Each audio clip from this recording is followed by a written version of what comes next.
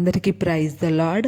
ఒక్కసారి దానియేలు 4వ అధ్యాయంలో మనం చూసుకున్నట్లయితే నెబుకద్నెజర్ రాజు తను కట్టించిన నగరాన్ని చూసుకొని తనలో తాను ఎంతగానో గర్వపడ్డాడు. దేవుణ్ణి నమ్ముకున్నటువంటి ప్రజల్ని ఎంతగానో హింస పెట్టాడు, అనేక విధాలుగా ఎంతగానో ఇబ్బంది పెట్టాడు, అవమానపరిచాడు.